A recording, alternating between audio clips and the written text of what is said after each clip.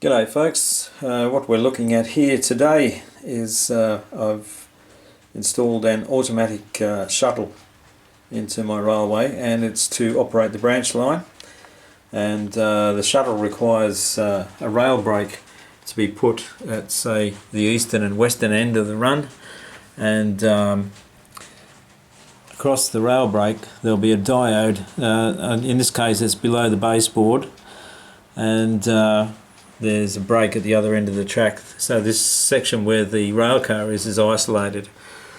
Now it runs out through the wall and then off to Bamford, which is over here, and we have the same sort of setup down here, if you can see it. Where are we? There it is there. That's the brake over there for the other end. So at the moment the rail car is sitting there with the shuttle on, and it's in timing mode, and it should take off any old time now. In the meantime, I've just made a very rough panel. This is a panel that I designed on the computer, and I just needed something to basically hold the switch, so I've just printed it out, and there we go, it's off. There we go. Nice journey to Bamford. See folks, no hands. Out through the wall as usual. Now the thing with this shuttle is that you can see my mess out there. It's making its way up around the workshop somewhere there. There it is. It'll be a while yet. The thing with this shuttle is that you can adjust the timing on it, and the timing's relevant to a run in one direction. So for example, if we have the timing set at 1 minute and the vehicle takes off as it just has, the total time before it turns around again is 1 minute. So if it takes 30 seconds to get to the other end and stop, there it is coming out through into Little Barfield. Yeah, if it takes 30 seconds to get to the other end and stop, well then it will stop at the other end for 30 seconds, which gives you a total of 1 minute. And obviously it depends on the speed of the vehicle and how long you have it set for. So these things can be adjusted. At the moment, at this rate, it's probably going to rest in Bamford for possibly 30 or 40 seconds, something like that. Haven't really checked it this time around. I've been mucking around with it this afternoon and trying to understand how the blessed thing works.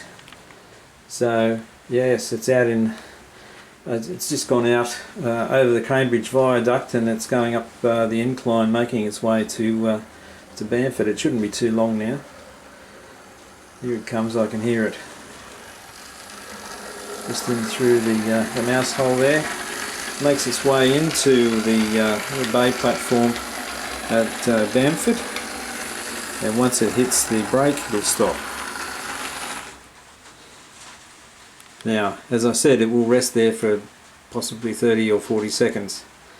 So while that's doing that, we'll move over here to the control panel. Now, normally to operate, hello, it's gone now. I just heard the relay go. It's off again. So obviously, that's a fairly slow trip. Anyway, we need to work out timings and all that sort of thing. No big deal. Anyway, back to the control panel. Normally, this panel here, to operate that track, the branch would be on, and we would have this green light on here. But to have the shuttle, and all this is cab control, so to have the shuttle running, we need to eliminate the cab control from the system, and that's all done with relays to isolate all the circuitry. So the shuttle's just got its own little thing going at the moment. I can hear the rail car now going through Little Bardfield. It'll be back in Great Chesterford very soon. And this is the underneath where all the goodies are. I don't know whether you guys can see this, but that's the shuttle unit there, and I've got 2 relays protecting it, and it's also got an LED on there that'll light up once the relay activates for the other direction. Quite complicated to get it done, but anyway, I can hear it coming now down the hill, and it should be returning into Great Chesterford's Bay platform any second now. Waiting.